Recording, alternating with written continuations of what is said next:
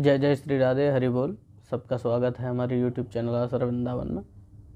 मैं हूँ सुखदेव मिश्रा और जैसा कि आप सब लोग जानते हैं कि भक्ति रसामृत सिंधु का बृहद जो ग्रंथ है श्री रूप गोस्वामी जी द्वारा ये जो रचित ग्रंथ है, अद्भुत एक भक्ति के साहित्य में एक अद्भुत ग्रंथ है। शायद ऐसा इतनी व्याख्या भक्ति की और किसी ग्रंथ में हम लोगों को प्राप्त नहीं होती है। लहरी का वर्णन करते हुए हमने सामान्य भक्ति का निरूपण किया था कि भक्ति क्या होती है, आखिर भक्ति का स्वरूप क्या है, वही आप लोगों को बताया था।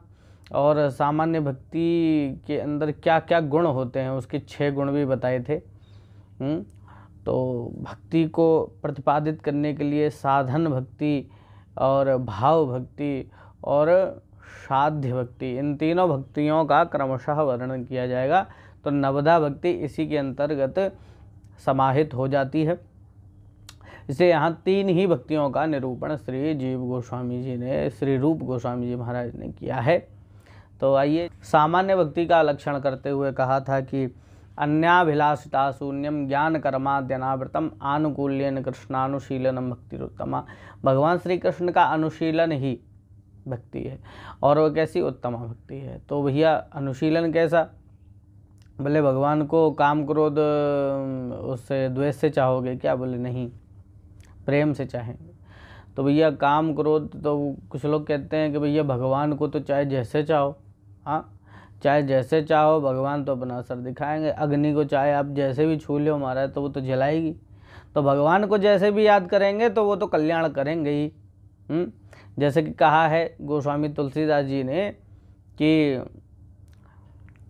भाव को भाव अनख आलस हूँ, नाम जपत मंगल दिश दिश हूँ। आप भाव से लो को भाव से लो, अनख आलस जमाई लेते हुए लो महाराज, आलस से लो, कैसे भी लो, तो क्या होगा?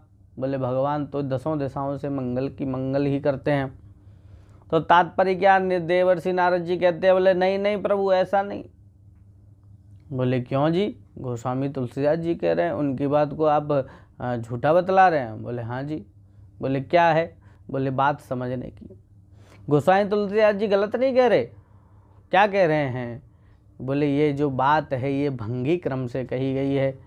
ये एक भगवान के नाम की महिमा को बताने के लिए कही गई, ना कि वो ये कह रहे हैं कि आप जो है नाम लीजिए तो कैसे आलस से लेंगे क्या?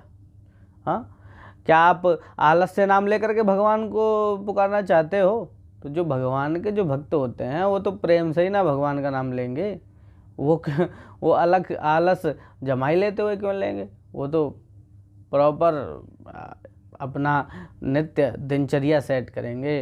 प्रातः काल उठेंगे, ठाकुर जी के लिए पुष्प चयन करेंगे, उनकी सेवा करेंगे, तुलसी दल लाएंगे, माला चढ़ाएंगे, चंदन लगाएंगे, सब कुछ करेंगे महाराज। और उसके लिए उनके संसार के विषय सुखों का भी त्याग करेंगे। तो भगवान का नाम मंगल करता है, ये एक नाम की महिमा है। लेकिन भक्त की महिमा ये है कि भगवान को अनख और आलस से नहीं याद करना चाहिए। वो तो भगवान को प्रेम से भजन करता है, उन्हीं के आश्रित रहता है। तो ये एक भंगी क्रम है, इसको नारद जी ने क्लियर किया। बोले क्या कहा? हाँ, वेद शास्त्र पुराणादीन पांचरात्र विधिम बिना एकांतिकीम हरेर भक्तिम उत्पात एव केवलम। वो कहते हैं कि मनमानी रीति से भगवान का भजन करने वालों की जो भक्ति है वो भक्ति नहीं है। वो क्या है? बोले उत्पात है।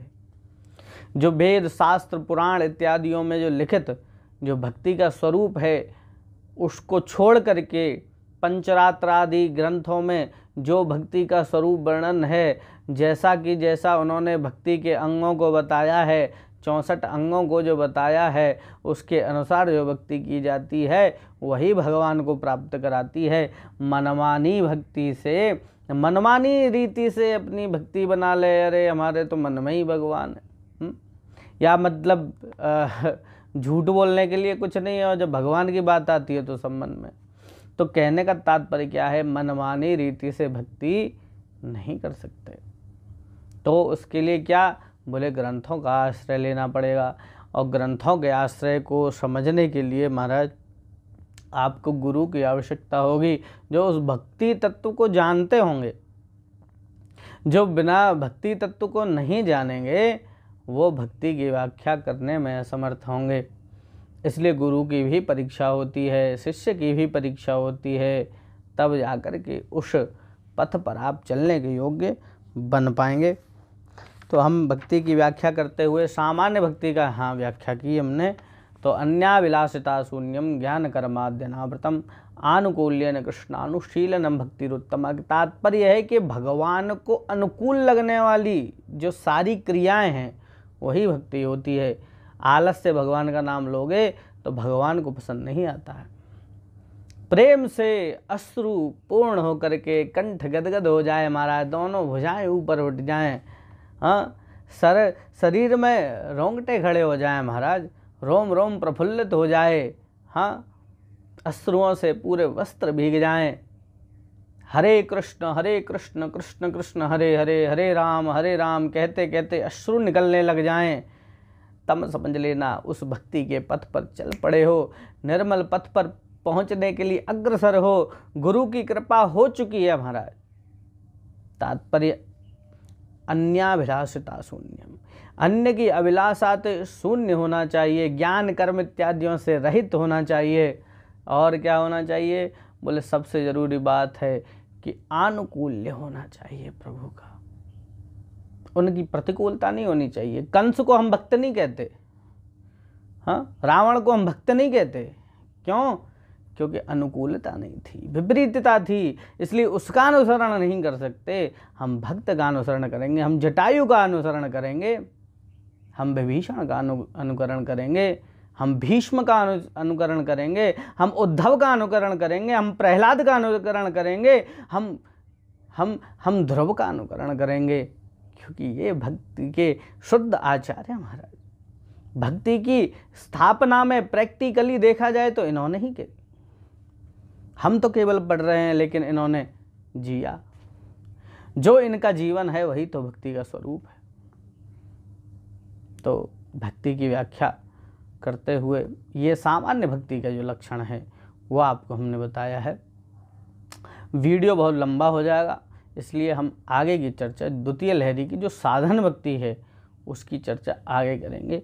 तब तक के लिए आप सबको मेरा जय जय श्री राधे, नमस्कार। और आपको ये वीडियो अच्छा लगा हो तो शेयर कर दीजिएगा, लाइक भी कर दीजिएगा और चैनल को सब्सक्राइब कर दीजिएगा, क्योंकि ये भक्ति की व्याख्या कोई एक हमारे लिए नहीं है, वो सबके लिए है। तो सब तक ये अच्छा संदेश पहुँचे, श्री कृष्ण की भक्ति सब तक पहुँचे, उसके लिए आप छोटा सा एक योगदान दें। ये एक पुण्य का कार्य है। तब तक के लिए जय जय श्री राधे, हरि बोल।